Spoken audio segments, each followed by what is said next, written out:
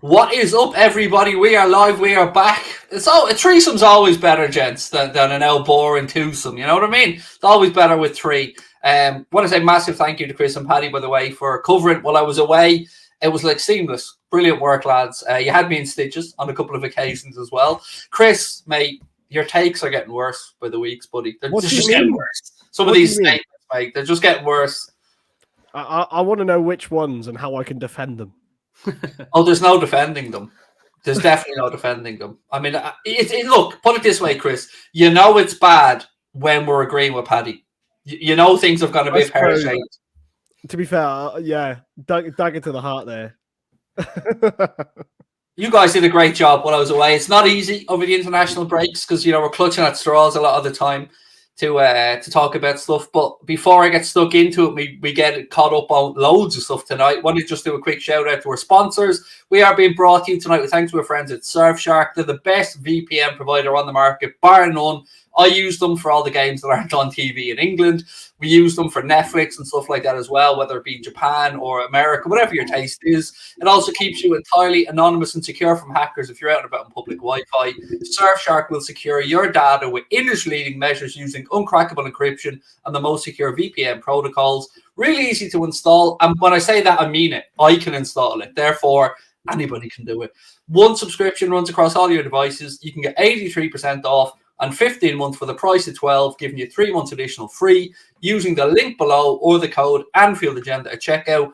And I'm telling you, this is the way to go. Specifically, if you're looking to bypass or find a workaround for the games that aren't on TV in the UK, Surfshark have been what Paddy, what Chris, what Goldbridge, what lots of us have been using for the longest time. It's flawless and it's really cheap. Works out at about £1.80 a month, I think, over the course of the deal. So check it out. Link in the description. Thank you to Surfshark.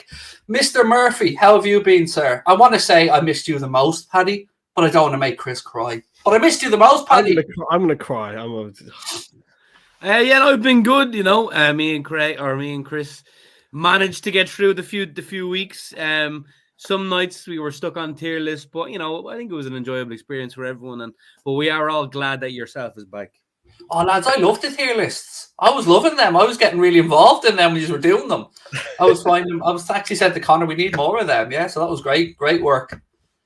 There you go. Yeah, I mean, they're good fun, to be fair. Just something different, you know what I mean? We can only talk about Salah's contract for so much, but we have more what's the title of today's stream? That's what we'll be talking about today, lads. Yeah, on those tier lists, so you like me, Paddy, if you're doing one of those tier lists, you throw in one shit one on purpose to wind people up. I always do that. I always put in one just to, because, you know, it'll evoke reaction.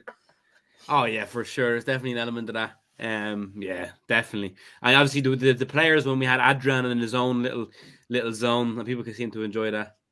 I actually seen some people try to say that he was better than Karius. I was like, whoa, relax here, lads. I mean, to me, Bogdan and Adrian probably belong in their own level. I don't know. I think Bogdan's even worse. Bogdan's even worse than Adrian. I'm fully convinced, Chris, that just because he played in that game against us for Bolton when Rodgers was manager, I was there. It was a really, really awkward game because they had Emil Heskey and Idiger Johnson up front as well for Bolton, and then Adam Bogdan played an absolute worldie in goal. But yeah, I'm convinced as well. That's exactly why we signed him. Full on Minamino syndrome. I don't think he was even their second keeper at the time. I think he might have been even further down the pecking order. But that is the way. Come play against us, and if you do well, we might buy you. And so there's a little heads up for anyone in the future. Right, gents, today, what do we talk about? I feel like I want to catch up on a few things. The Mane and Salah World Cup stuff.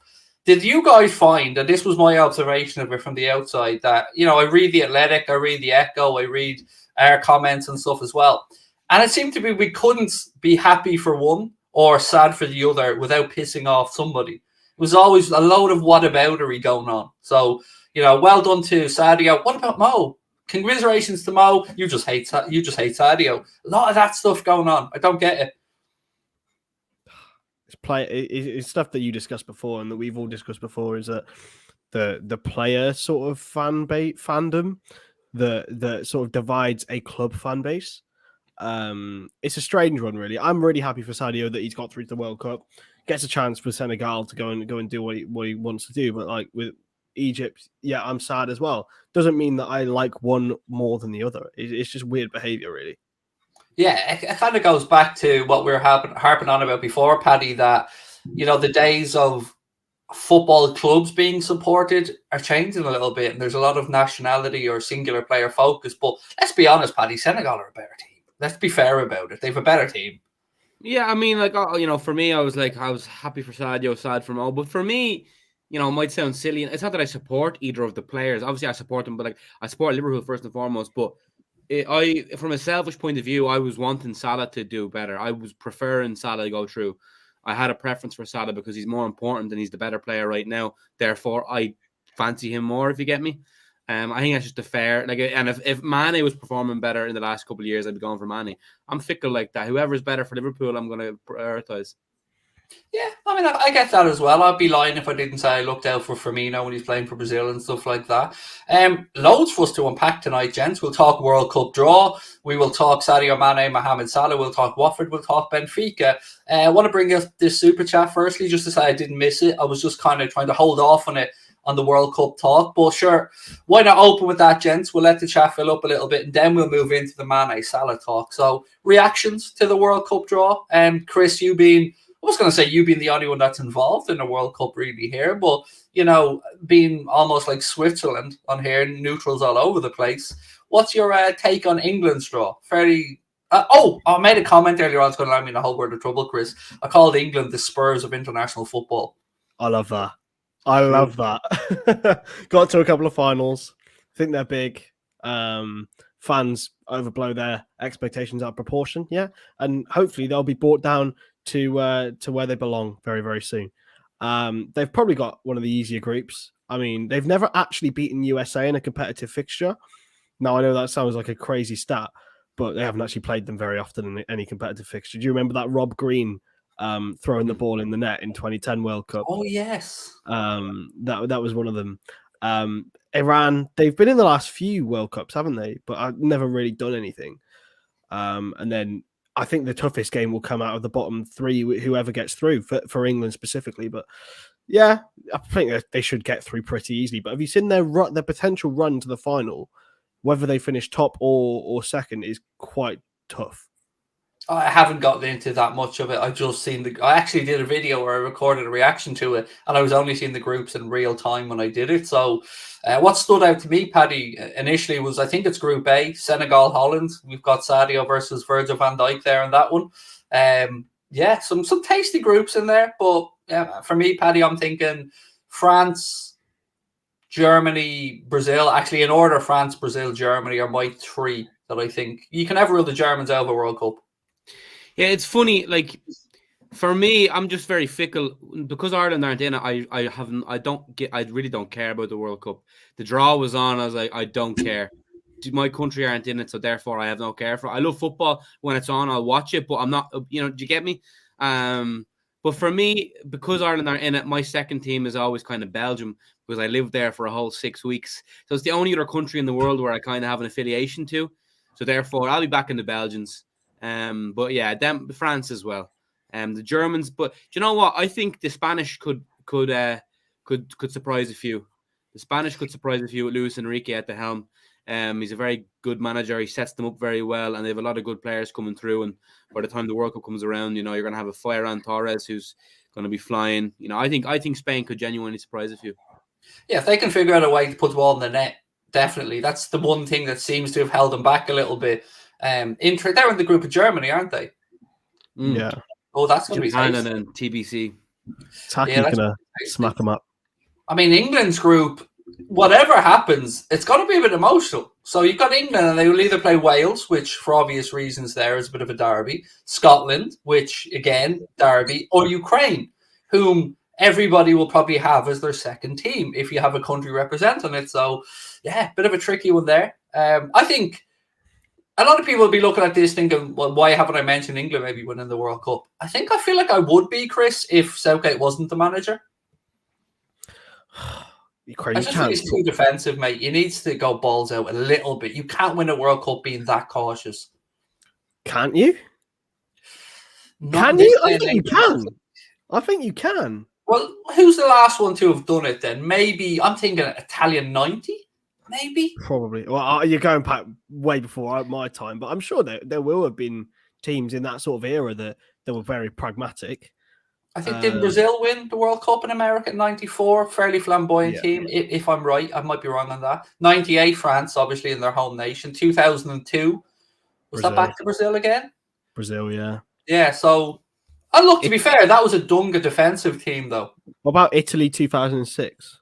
Well, look, whenever Italy win anything, it's down to defending. I'll be the first one to say that, yeah.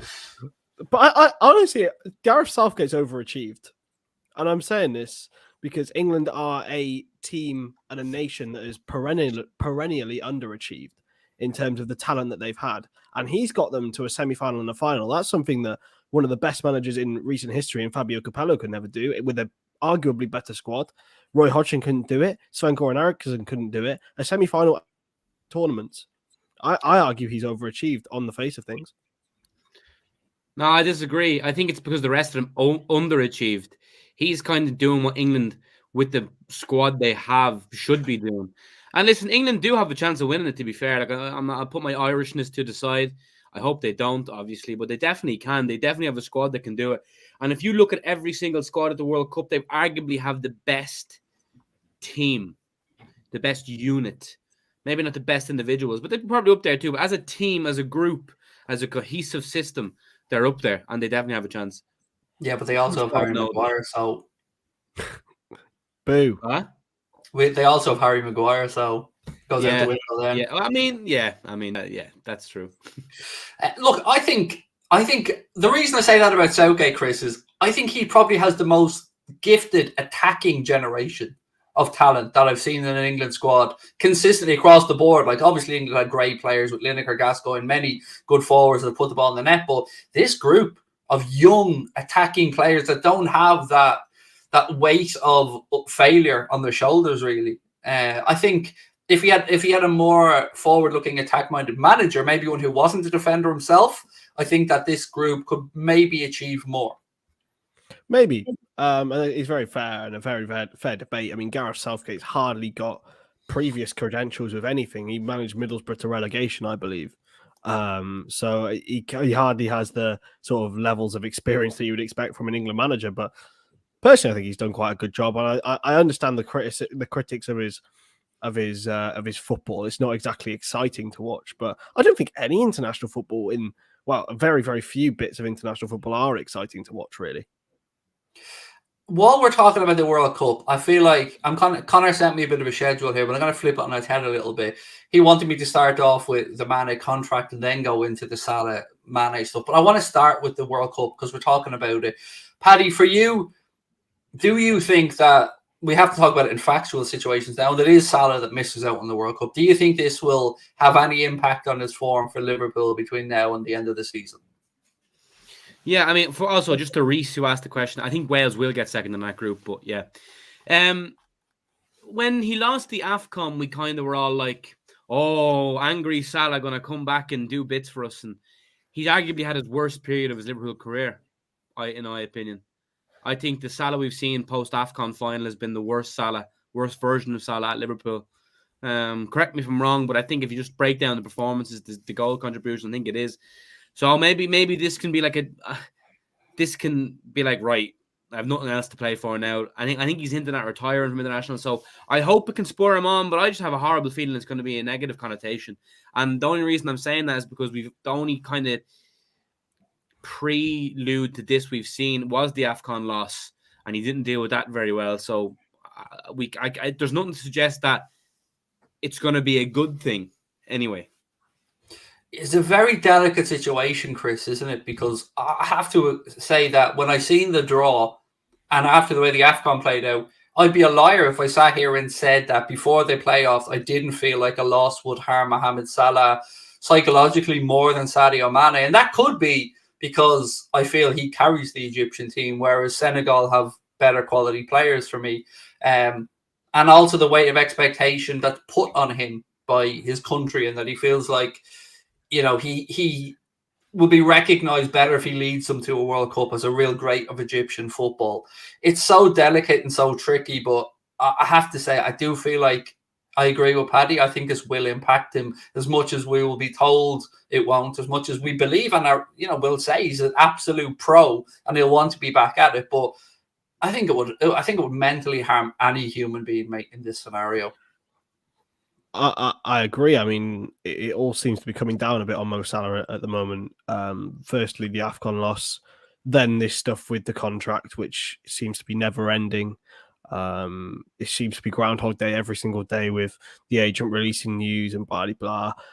Who wouldn't be affected by that? Like, everyone would be. And then this on top of it, whilst missing a penalty in controversial circumstances, it would impact him negatively. But if there's anyone who can channel negativity into positivity and anger into form, it's Mo Salah.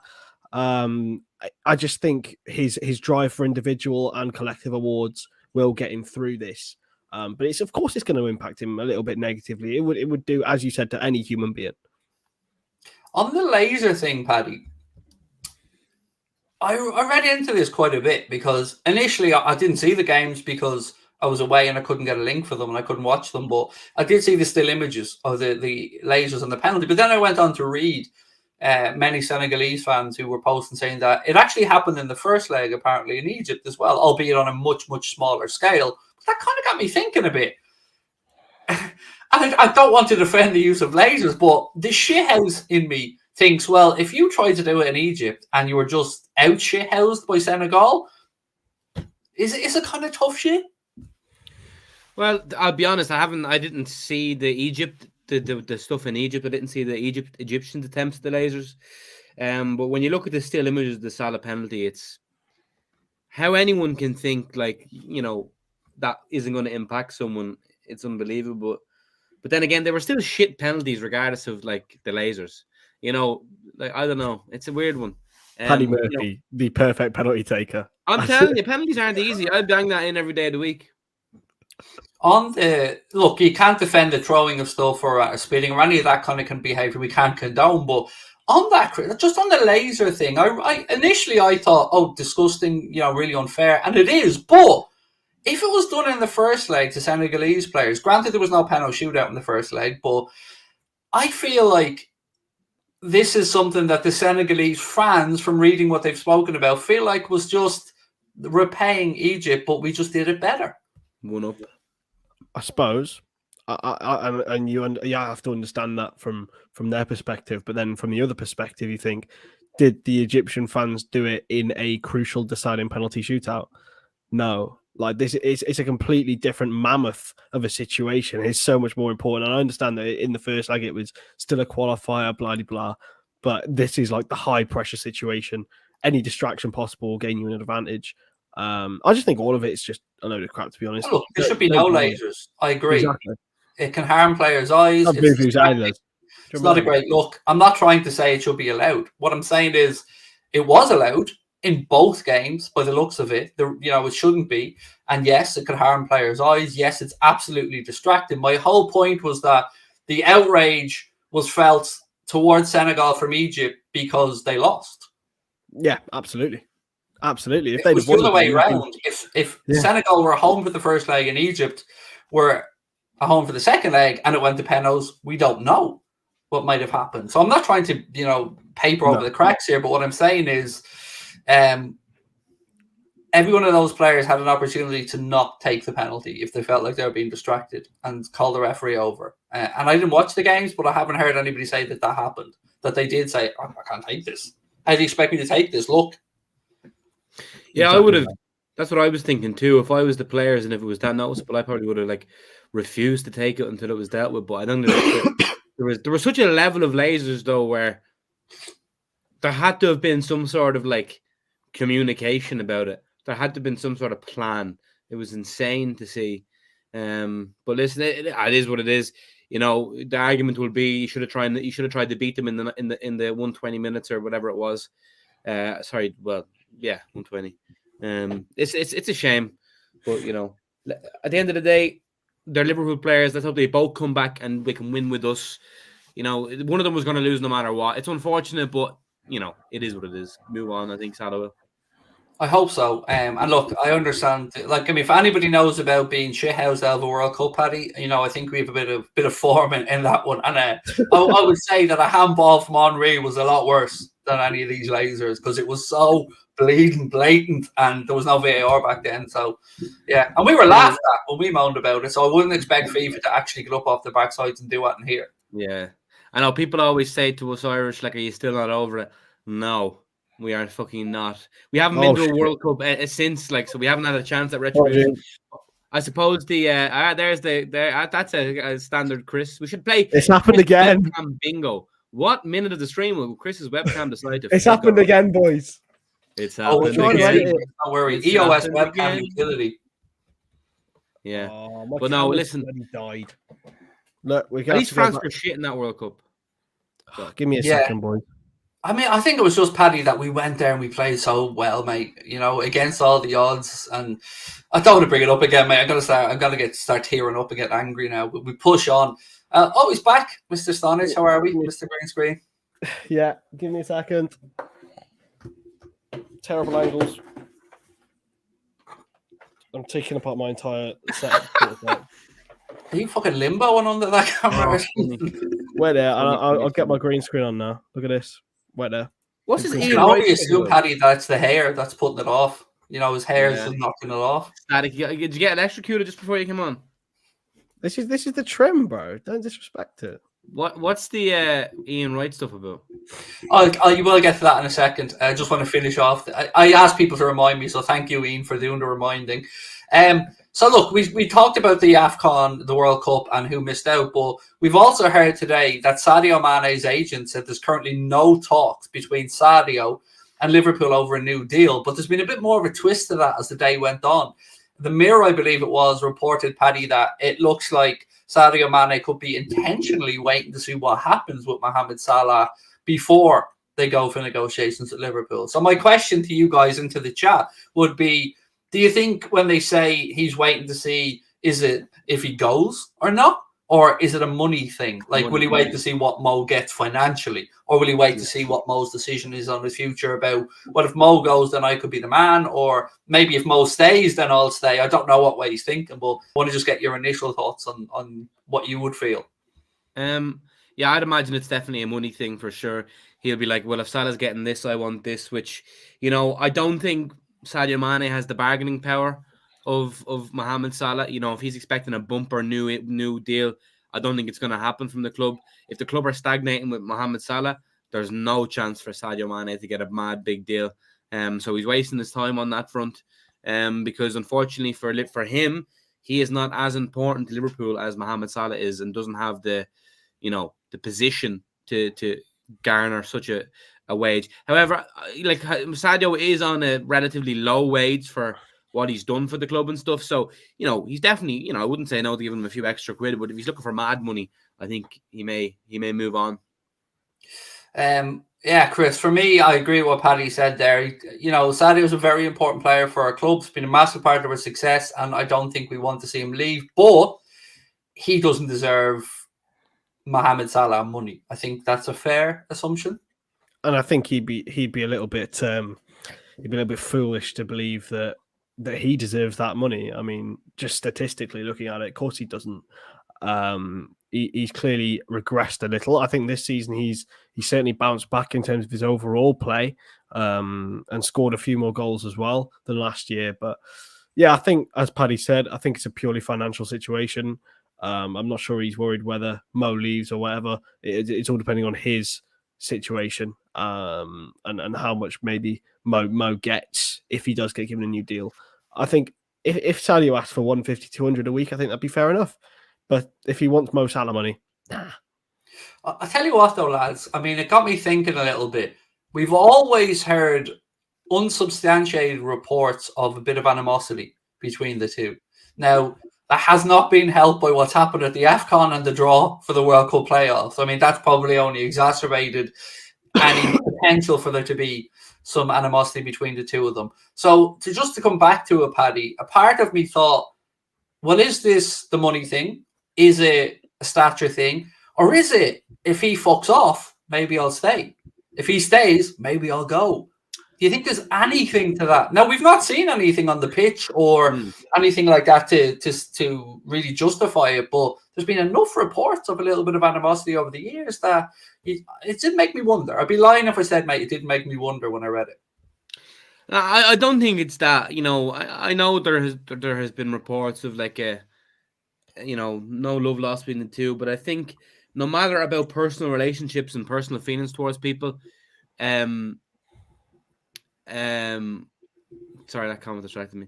Yeah, I got the Prince Albert one because that distracted me as well. What's that? Do you not know what? I know something. You know what a Prince Albert is, surely. No. It's piercing in your helmet. Yeah. I never heard of that in my life. Yeah. Anyway, so yeah, I think they're both professional though, and they recognise that they're both very good. I don't think it's a case of Mane waiting for Salah to leave. I think if Salah left, he'd be like kind of worried because he knows how good Salah is. I think it's purely just a bargaining chip to be able to get more money. Top man, thank you so much, mate. Really appreciate that. Glad that you were able to catch us live, and thank you so much for your comment and your support. Chris, for you, look, hang on before we get to that. Let him have his moment. Go on, Chris. Have your moment that you knew what a Prince Albert was and Paddy didn't. It's not going to happen very often. I knew something that Paddy didn't, but it was penis related. So maybe Chris is a bit kinkier than we gave him credit for, Paddy. It's a bit of an L, really. Like royals and all that bollocks. So I purposely choose not to know about this. But yeah, the fair play. And of course, Chris knows about the Brits and the royals and all that bollocks. Here we go. Sabrina has her nipple pierced, and I remember when she got done, we were about 20, and she was still living out. No, 19. She was still at home in her ma's. And I remember I left the cat out of the bag one day. Like her ma didn't know she got done, and I was like, "Whoopsies!" Really, I shouldn't have Googled Prince Albert. You really shouldn't have. No. You really shouldn't have. Shouldn't have Googled it. Oh, I would say you didn't get the royal response that you were thinking of, Paddy. No. I'd say you were maybe getting a potential taste of what some women's inboxes might look like. Yeah, on social media. Yeah, I definitely got a couple of tips on how to not do that again. So, Chris, to bring it back to football for a minute, mate, the Salah Mane thing, do you think there is any even competitive rivalry between the two? Well, it's got to be, really. I mean, they're both aiming and urging to be the top goal scorer for Liverpool. They're both the main man for their country. There's got to be some alpha male sort of ego kind of vibe going in there. I just don't.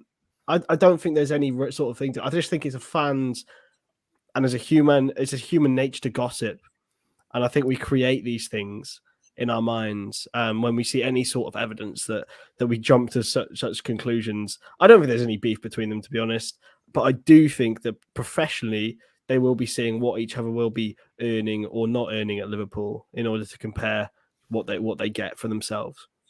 I'm really starting to get nervous about this situation, as with the 5 players going into their final year at the end of the season. And that kind of leads me on to a comment, Paddy, that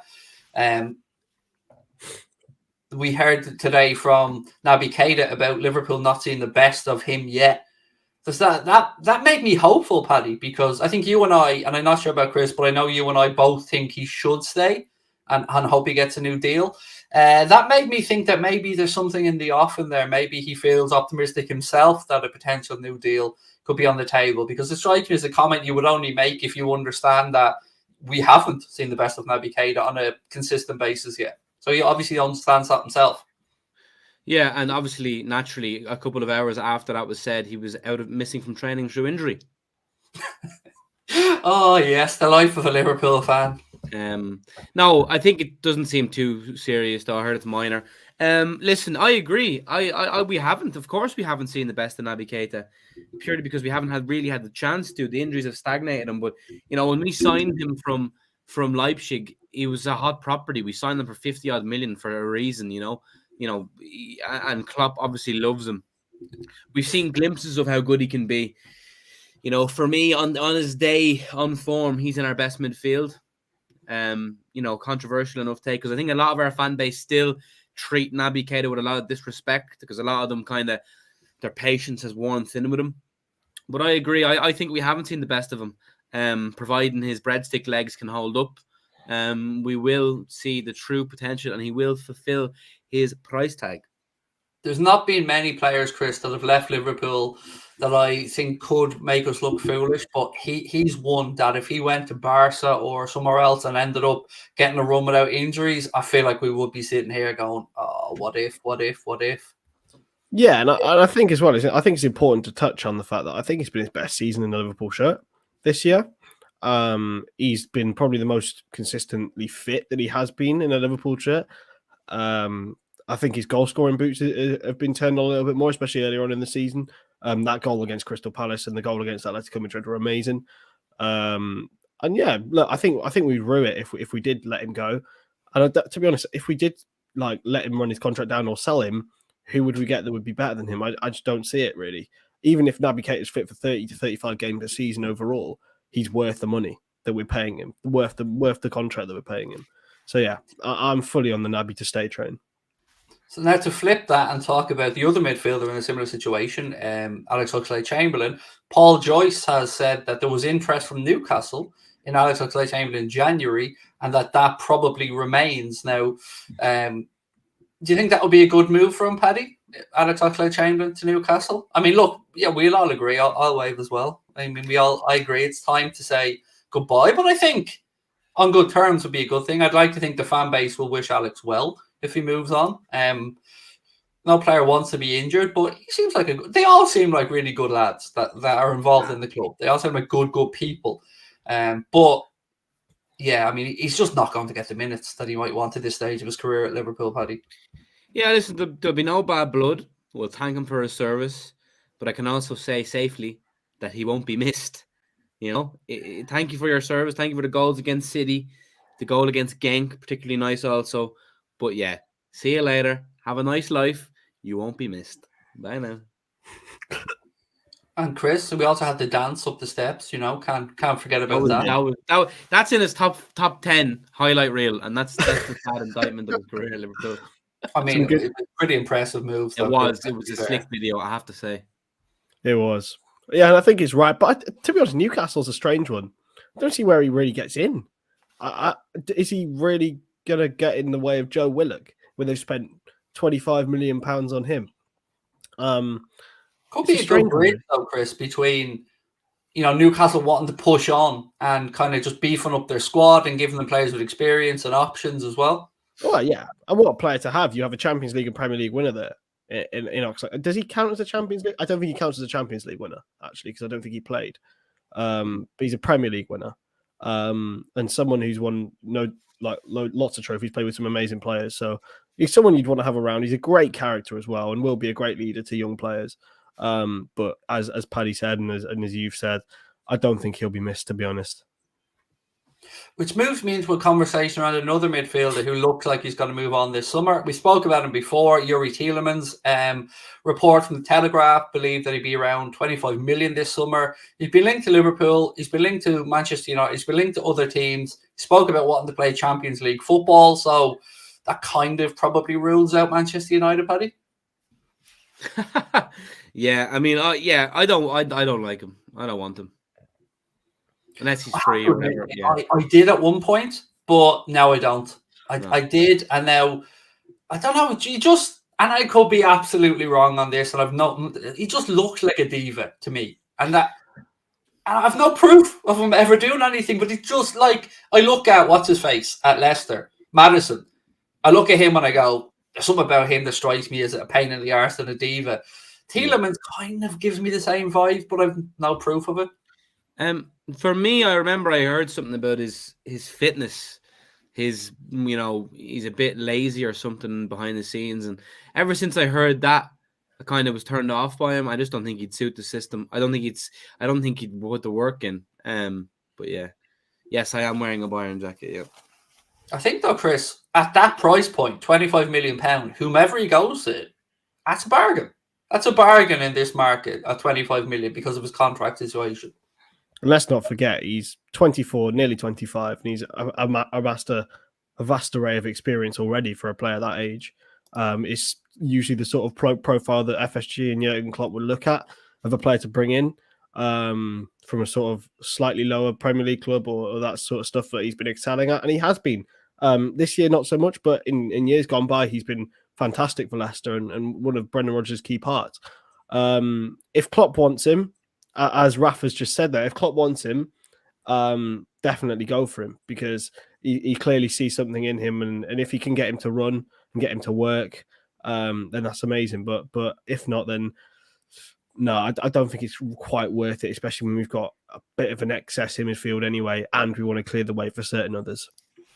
And those certain others kind of move me on to the Tielemans Bellingham debate or conversation. There's been a bit of talk of the international break about is it Tielemans or Tielemans? I'm not sure how you're supposed to pronounce it. Tielemans. So let's go with that. Tielemans from Monaco. Probably about half the price, Paddy. Maybe a little bit over half the price of Jude Bellingham, but Jude Bellingham, even with England or India, mate, Jude Bellingham just looks tailor made for us. Yeah, they're both obviously fantastic, but just you can't I'm all for Bellingham, but for half price for Tielemans, it just seems like too good to miss up.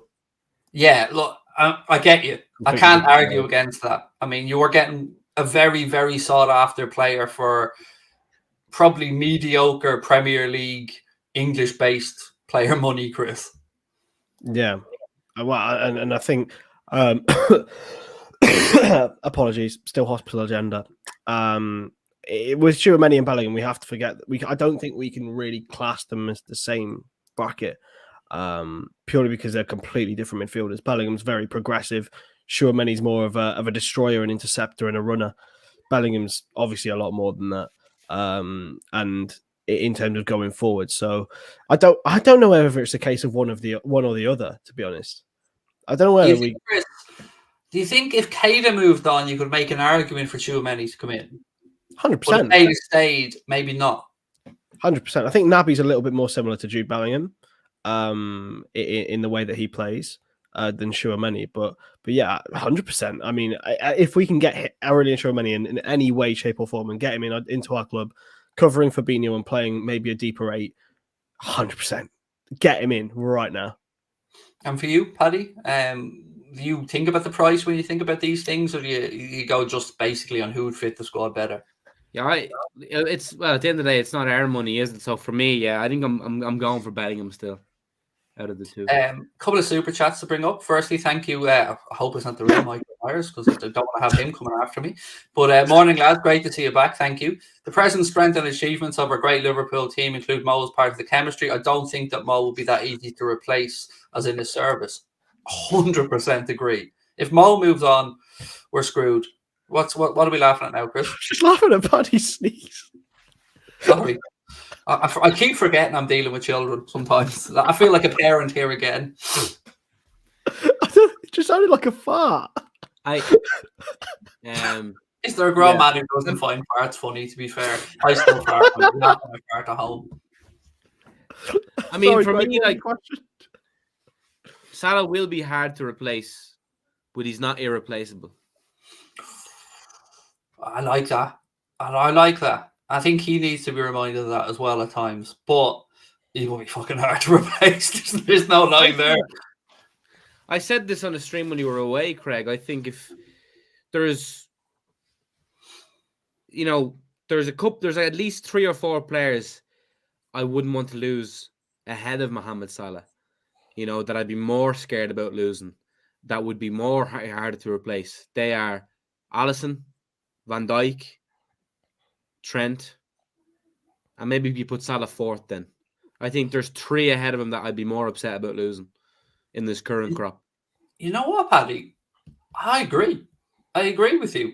Trent, because of his age as well. That will factor in. Now, I put Mo ahead of Fabinho. As great as Fabinho is, I think that there's enough good central defensive midfielders out there in the world that we could probably find somebody. But Alisson and Van Dijk, I mean, I'd be lying if I said for so many years, Chris, they weren't 2 areas that were holding us back. We never struggled to score, but we certainly struggled to keep clean sheets. And that's the thing. I think keeping goals out and is even more difficult, arguably, than putting them in. You see some of the best teams ever, as you say. It's hard to win by playing defensively. We don't do that. We play offensively, but yet we have some of the best defenders we've ever had, and probably the world has seen in this century. I mean, Alisson as a goalkeeper, tell me someone who can replace him, his role. I think probably 2, maybe 3 goalkeepers in the world that could do anywhere near what he could do. Van Dijk, no one gets close. Trent, no one gets close. At the moment, no one gets close to Mo, but there's certainly a lot more viability for people to, become an elite right winger than it will be to become an elite centre back or an elite right back, just purely because, there's more of a want and demand for it. Yeah, it's a tough one. It is a tough one. Another super, very generous. Thank you, mate. Big up. Wants to get our thoughts on Bobby. Should he start because he's the one who gets the best out of Mo and Sadio? And the reason, well, you actually brought up a subject I wanted to talk about anyway. LRS or Lars 18. Thank you so much. But Paddy, we spoke about this before. Going into the Manchester City game, I'd love to see Klopp go attacking and go with, let's say, Thiago, Fabinho, Bobby in a hole behind whomever the other front three Klopp wants to go with are. I think I'd love to do that against City rather than going there to try and grind out a draw. I'd like to take it to Manchester City. And to do that, I think Bobby would be imperative. Yeah, well, I think Bobby is imperative, yes. The kind of 4-prong attack thing, I think, is dangerous. But I'm all for Bobby. I think Bobby against City will be a key player and offers us something that maybe Diogo doesn't. And as I said, I'd love Diogo primed and ready on the bench to be able to come on and nick a goal if it's a draw or we're down 1. Because this game, whether you like it or not, arguably probably will decide the Premier League title's destination. So winning that game in my opinion, it's the biggest Premier League game in the history of the competition. I spoke about it earlier on, and I'll come to Chris for his take on it in a second. But to me, Paddy, this game at the Etihad is a must not lose game. I don't want to call it a must win because I feel like we can draw it and still win the league. But I think if we lose it, it might cause us. I feel like if we draw, I think we might have a harder run in, but I feel like City are in a place where they're capable of dropping points with a draw here or there. So I could see them maybe drawing one more as the season wears down. But if we lose it, I would struggle to really justify it. Yeah, I get what you're saying, but I also just feel like we have dropped points in us as well between now and the end of the season. I think it's kind of maybe naive to think we don't. I mean, me and Chris kind of predicted each of the games, and we actually, I don't think we did say we dropped the points. I think the only thing was City. We did. I think we said we dropped points against City and one of West Ham, one of Villa or not West Ham. Yeah, Villa or Wolves. Yeah, and that's on the basis that we beat. I don't know. I think it is a must win, to be honest. I really do. And maybe we could conceivably afford to draw the game, but I just think to shore it up, I think it is a must win. Just win that, and I think we win that game, and we win the league. No questions asked, in my opinion, and that's big. So, Chris, hear me out. This is my thinking with Bobby. So they've got no Diaz in defence. We know that. If you look at the way Liverpool play, it's fairly, I don't want to say predictable, but it's fairly repetitive in the patterns of play and the motions and the movements our players go through. I feel like if we spring a free-rolled Bobby Firmino into this mix with maybe a little bit of rotation throughout the front three and attack, one move, fill a space, I think maybe City's defence that hasn't played together as much as obviously Diaz would have this season with whomever plays at centre-back, I feel like maybe it would catch Pep out a little bit. I think you just got to be very careful because obviously Pep Guardiola likes to spring these random tactical changes in these big games. I'm not sure Jurgen Klopp's quite the same. He'll be at centre back. It'll be Laporte and Stones probably. Yes, I would imagine so. Yeah. So I've seen City fans say that's actually their best partnership, or it's a really good partnership. So I don't think it's as ironclad as no Diaz. I think they're still a very good defensive partnership. They are. And the way that Man City play, they're a great defensive unit anyway because they just keep the ball.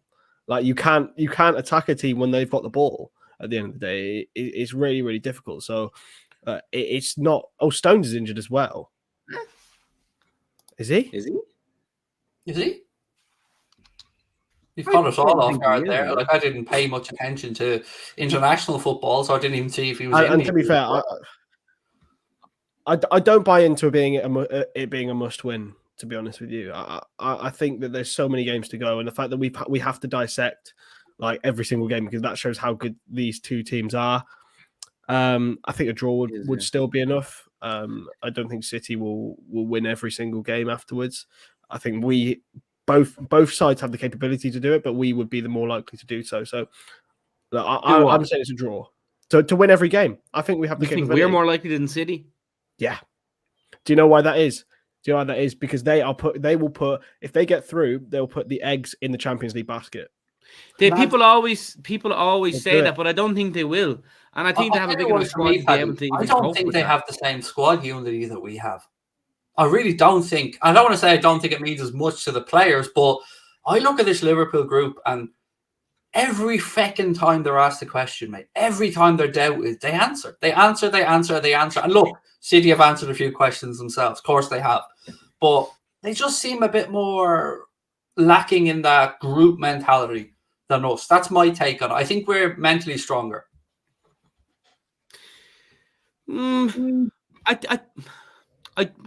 Yes, but also I find it hard to knock City's also mentality. Like they've won so many leagues, you know. When it comes to the Champions League, it's different. But you're talking domestically. I think there's very few squads that are as ruthless as Man City. Like, you know, and I know Chris is saying that it's not a must win, but I think it's, if you do win, we win the title 100%. However, does Matt not stink of 13-14 to you? A little bit. Like, no, I don't think there's any comparisons to 13-14 right now. That squad was just so leaky. That defense was appalling. You know, that was a different kettle of fish. We were carried by Suarez, SAS. You know, I think it's. If we look back at it, right? If we look back at the situation, it would be very, very similar. You know, if we beat them, we are in the driving seat like we were then. There is still capabilities of us throwing it away in other games. Now, if refereeing in England wasn't allowed to shite. Yeah, we will. I seen that the table without VAR, we'd be on 70, they'd be on 69. No, I think it's different. The penalty alone, just that one, that'll shake me. If we don't win the league this season, I won't be able to shake that. No, I won't be able to sleep ever again. I just want one more bloody league title. I want to see the scenes in Anfield. I'll sell every item of everything I have to get a Wolves ticket. I'll sell myself. You know. So imagine being in the stadium at the last day of the season, Liverpool win the league. Your life will peak. You'll never reach those heights again. And not just the best day of our lives. Not just the Everton penalty, the Wolves penalty as well. Do you remember that? Yeah. The one that they got from Moutinho hitting his bottom of his armpit. I'd rather be here. Would you?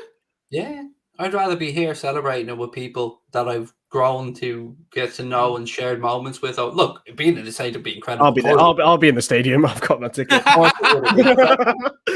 Incredible. But I remember, I've been in Istanbul. I've been to some big games, but I remember that Barcelona moment, and I live with me forever. Being able to share that with people from around the world and that immediate release. And I can't argue against what Paddy said. To be there would be absolutely unbelievable. Of course it would.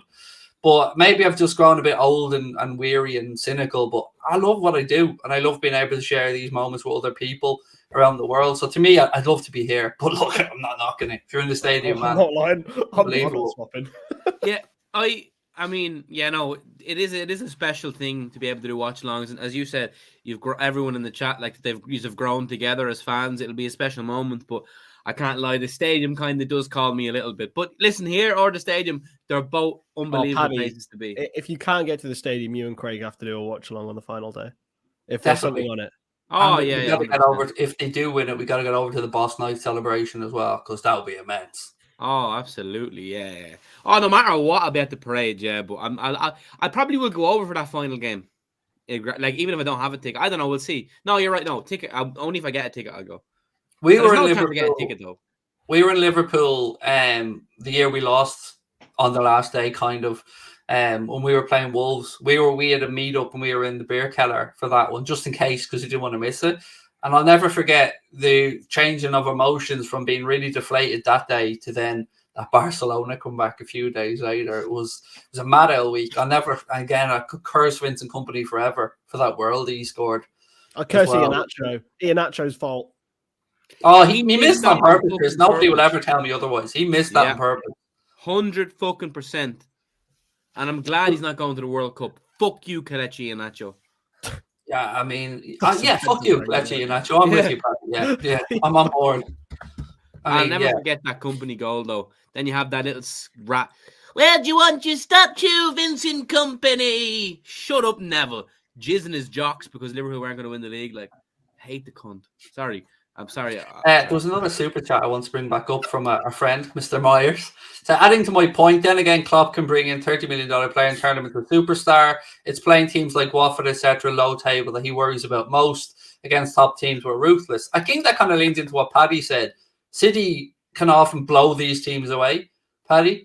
And sometimes we can struggle, but I feel like City have a mad draw on them as well against teams like Palace or teams that you'd expect them to win, and they get frustrated. If they get to 70 without scoring, they really do start to get frustrated in themselves. And I don't feel that we do feel that way. I feel like we're more capable of grinding out a 1-0. Yeah, I feel like people love to stroke the Man City ego and like, oh, they're so good. Oh my God, they're fucking class, dude. But like they actually do stagnate against teams and do struggle to break teams down at times because I think they do act, as much as we say they cope without a striker, and yeah, they're not doing too bad, but I think they genuinely look toothless at times and miss that that slab head, like big, tall striker in the middle. That's why when Houlden goes there, you might as well just call off the sport because they're going to be fucking a freak of nature. But I think they do have a couple of stinkers in them for sure. And you know what? We win tomorrow, please God. Puts the pressure on them. Without Weghorst masterclass, Burnley win. We win the league. How's your father? How's your mother? They're grand. Go on. My disdain for City only grew, Chris, when I read that little article I sent you the clip out from about the investment in their club and the valuation of $5 billion across the City groups. But it came from a group that was funded by City, basically. You couldn't make this shit up, man. I've just got I fucking hate everything about them. I gotta be honest, I fucking hate everything about the modern City. Everything from their mercenary player. Like anybody else spunked 100 million on Jack Grealish now, and we'd be sitting here pissing ourselves laughing at them and the failure it's been. It's true. It's true. I mean, the level of corruption at Man City, I think everyone really knows that. Everyone in football knows that, but they've got such a sheer vast amount of money that they can't really say anything. It's crazy. There's just some sort of visible arrogance about their club, which I personally have a personal disdain for. There's some great fans at Man City, the ones who rocked up at Main Road, but the new generation who think they're like Liverpool or Man United, it's strange behaviour. You're not, at the end of the day, your club was this new Man City is founded on oil and is founded on corruption in 2008. So yeah, I have a disdain for them. It hasn't quite reached Everton or United levels yet, but it's getting there.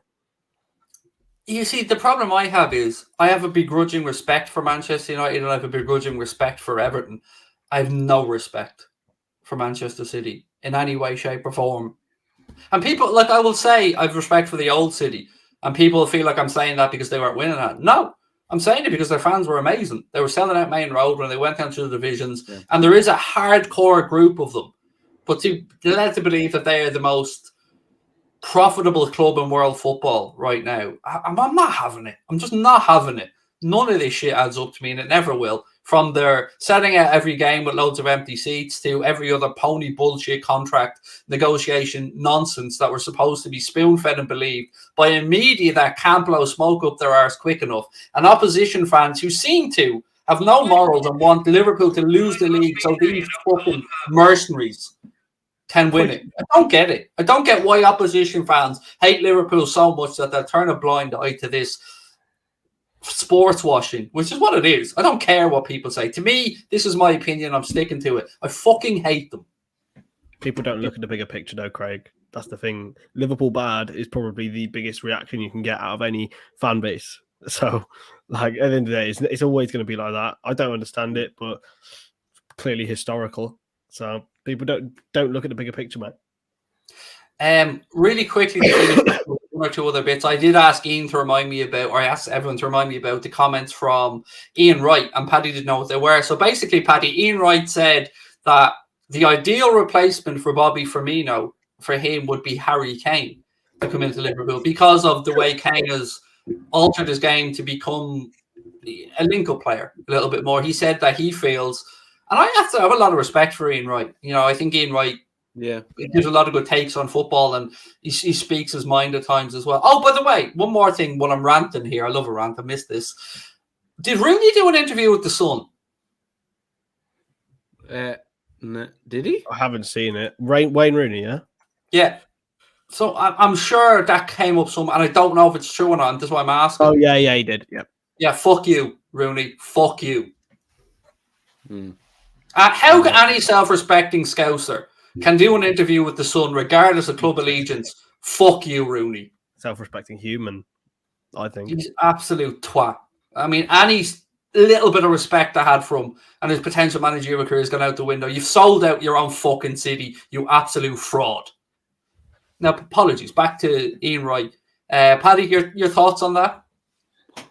At first, I was afraid. I was petrified. Now, at first, when you said, I was kind of like, but you know what? I was getting into that. I think Harry Kane would be absolutely unbelievable in Liverpool's team. God. He would, though, wouldn't he? Like his pass and his link-up play. I wouldn't say no if he showed up. I'm not going to be angry about signing Kane. Yeah, obviously, Mohamed Salah is a great player. I want to play with him. Obviously, I think he'd be class. I'm all for it. Honestly, I don't know why. I'm not down for it. He's so slow, man. He's too slow. I'm sorry. He's great for that Spurs system. They all play for him. They all play for that Spurs system for Harry Kane. This season, I think he's shown his true colours more. He's a great goal scorer. I don't think he's a great footballer. Oh, I don't know, man. I don't know about that. His passing. I'll die on this hill. His passing is phenomenal. A few showcase passes doesn't make him a phenomenal passer. I hear he is a great passer. He's a good footballer, Chris. Fucking hell. No chance. Oh, mate, I'll be the first one to throw low blows in towards Harry Kane, but I'd also admit in the next breath that he's a very talented player.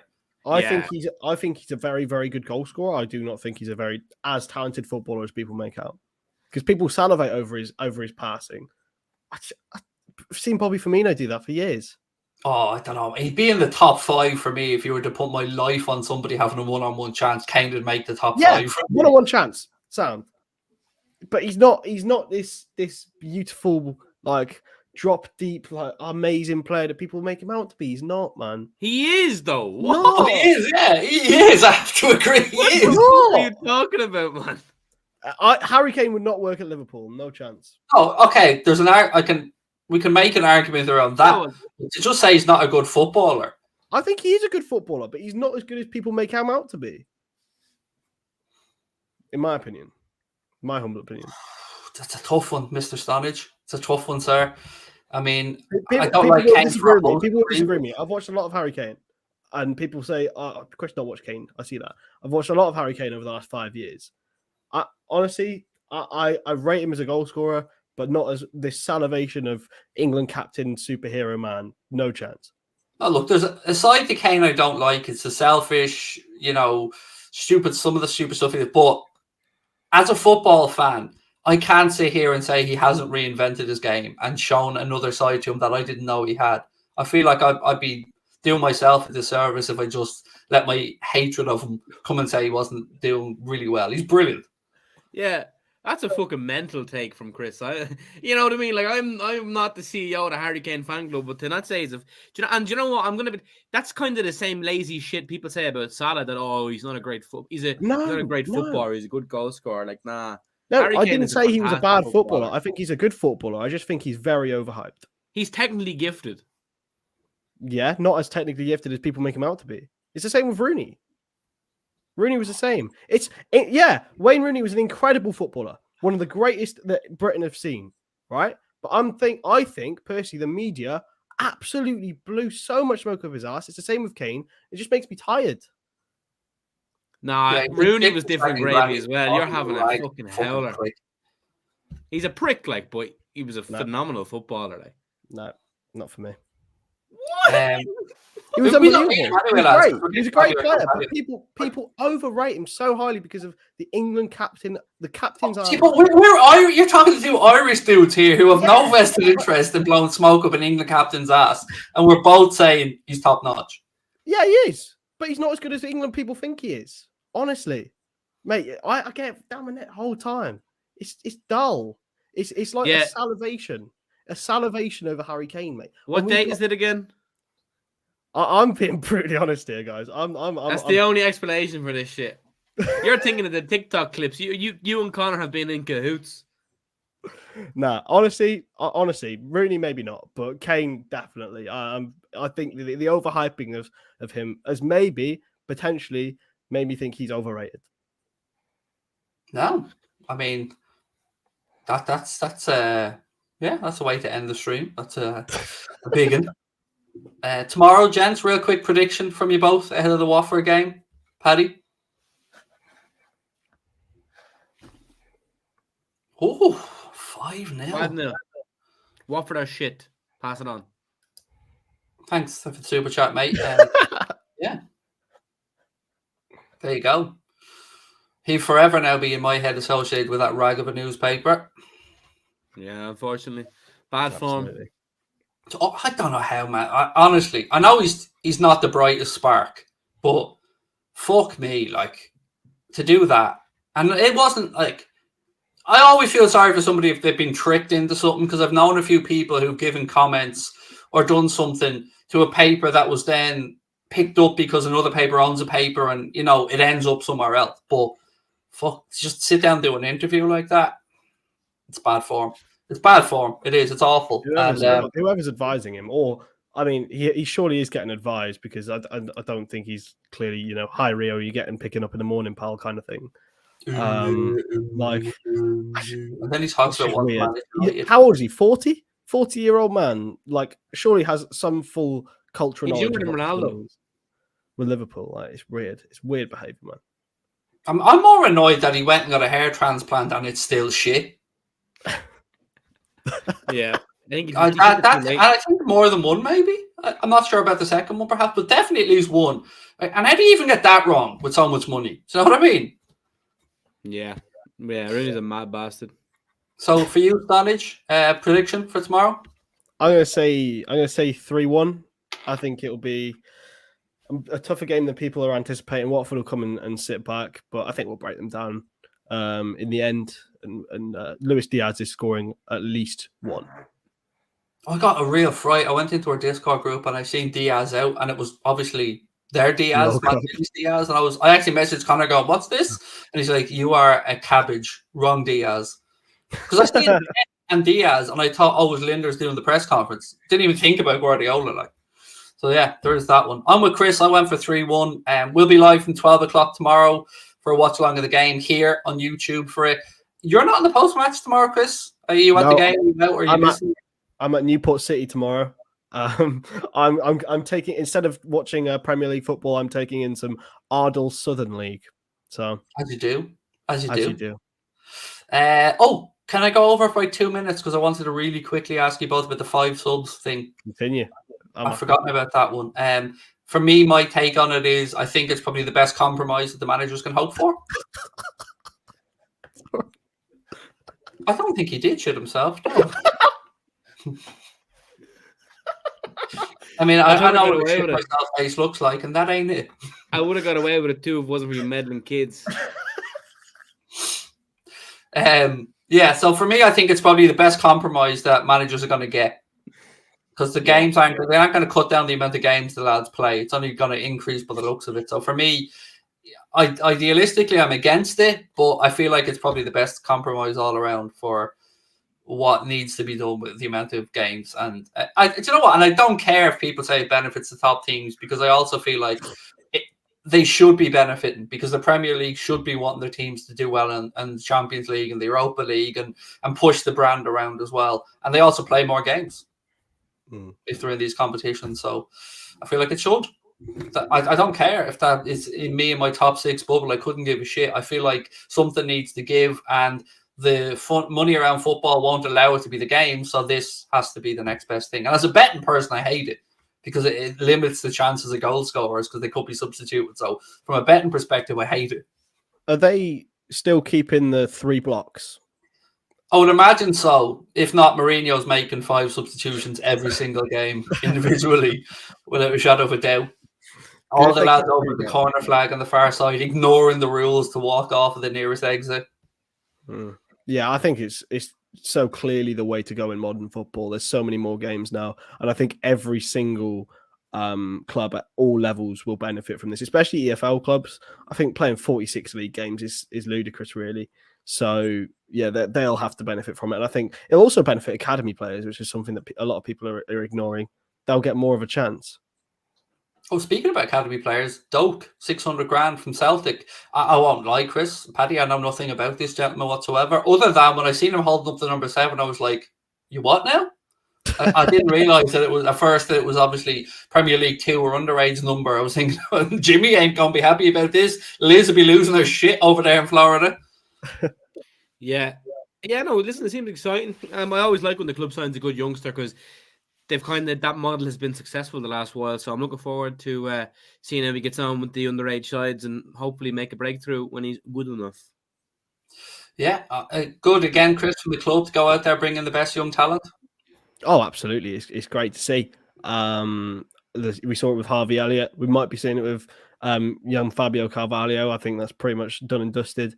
And getting Ben Doak and the Trent Doherty guy from Ireland, from Derry. Yeah, I think that'd be great as well. It's what a top club should do, really. Yeah, and if it saves the club millions in the long run, if 1 or 2 of these come off, again, we're all for it. Millions as well. True. Right, my friends, we will call it a night. We'll be here 12 o'clock tomorrow for a watch on. Paddy, you on FIFA tonight? Yeah, I'll be heading straight over to Twitch to a bit of FIFA, so sending prayers. Boom, we love that. Mr. Stonadge, enjoy your trip to Newport for the game tomorrow. And I'll see you guys tomorrow, 12 o'clock for the watch along here on YouTube. Don't forget, drop a like on the video, hit that subscribe button if you haven't done so already. Thank you to our sponsor, Surfshark, and we'll see you tomorrow. Take care. Bye-bye.